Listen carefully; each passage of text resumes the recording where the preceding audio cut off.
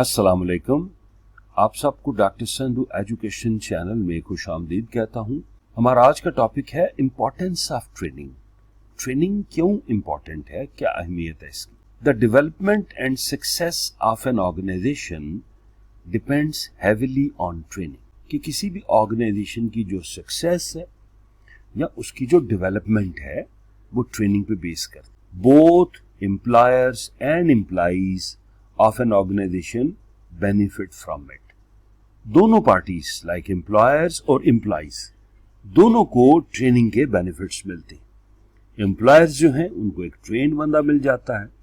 Employ जो है जब वो ट्रेनिंग करेगा तो उसकी अट्रैक्शन उसके कैरियर की तरफ उसको लेके जाती है। If a worker is properly trained he will become more effective and productive. अगर एक एम्प्लॉय को आपने अच्छी तरह ट्रेनिंग दी है तो हम कह सकते हैं कि ही will become more effective and productive, कि वो प्रोडक्टिव ज्यादा होगा, अच्छी प्रोडक्शन देगा, क्वालिटी के मेजर्स को फॉलो करेगा। तो जितनी अच्छी प्रोडक्शन देगा that is good for organization and that is good for that employee as well. अब ये ट्रेनिंग कब शुरू होती है विद इन ऑर्गेनाइजेशन? जब ओरिएंटेशन का प्रोसेस खत्म होता है तो फिर आप ट्रेनिंग की बात करते हैं। ट्रेनिंग का जो पर्पज होता है इसमें आप स्किल्स को एनहांस करते हैं, capabilities and knowledge of employees आप उसको बढ़ाने की कोशिश करते हैं। ट्रेनिंग का जो प्रोसेस है स्पेसिफिकली ये जो थिंकिंग है उसको मोल्ड करेगा और जो उसका वर्किंग स्टाइल है वो लीड करेगा उसको क्वालिटी परफॉर्मेंस की तरफ। Finally it is a continuous process. हम ये नहीं कह सकते कि हमने एक टर्न में तो ट्रेनिंग दे दी तो बाद में उसकी जरूरत नहीं पड़ेगी। No, it's a continuous process, इसकी जरूरत पड़ती रहती है। So why there is a need of training? Okay, तो हम इसको देख लेते हैं। So there are 4 main key points कि जिसकी वजह से जो ट्रेनिंग है वो जरूरी हो जाती है।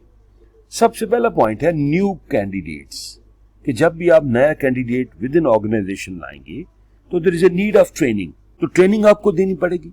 ट्रेनिंग हेल्प करेगी to that employee to understand organizational mission, vision, rules, regulations and working conditions। तो इस तमाम चीजों के बारे में समझना और इसको प्रैक्टिकल इंप्लीमेंट करना उसके लिए ट्रेनिंग रिक्वायर्ड है। नंबर 2, आपका एग्जिस्टिंग एम्प्लॉय है उसके नॉलेज को रिफ्रेश करने के लिए या उसके नॉलेज के लेवल को बढ़ाने के लिए भी ट्रेनिंग की रिक्वायरमेंट। तो यह हमारा second point. Point 3, if any updation and amendment in the technology happens, so you will go for training। मिसाल के तौर पे आपने न्यू टेक्नोलॉजी परचेज की, न्यू इक्विपमेंट परचेज किया, ट्रेनिंग चाहिए। Changes in techniques of production, जो प्रोडक्शन सिस्टम है उसमें चेंजेस आ गई हैं तो ट्रेनिंग चाहिए। आपने सिस्टम को डिजिटल कर लिया, ओके, ERP सिस्टम आपने अडॉप्ट कर लिया तो ट्रेनिंग चाहिए। तो जब हम सिस्टम अपग्रेडेशन की बात करें, टेक्नोलॉजी की बात करें तो फिर हम ट्रेनिंग की बात करेंगे। एंड फाइनली जब हम प्रमोशन और कैरियर ग्रोथ की बात करें तो फिर ट्रेनिंग काम आएगी। जब भी आप एम्प्लॉय को ट्रेनिंग देंगे जाहिर है उसका स्किल सेट बढ़ेगा, या आप उसको ट्रेनिंग देंगे कि हायर लेवल पे वो अच्छा परफॉर्म कर सके। So these are 4 points new candidate के बारे में। नंबर 1 पॉइंट एग्जिस्टिंग एम्प्लॉय को ट्रेनिंग देना। नंबर 2, नंबर 3 कि आपका सिस्टम ऑप्टिमाइज हो गया, डिजिटल हो गया तो ट्रेनिंग चाहिए।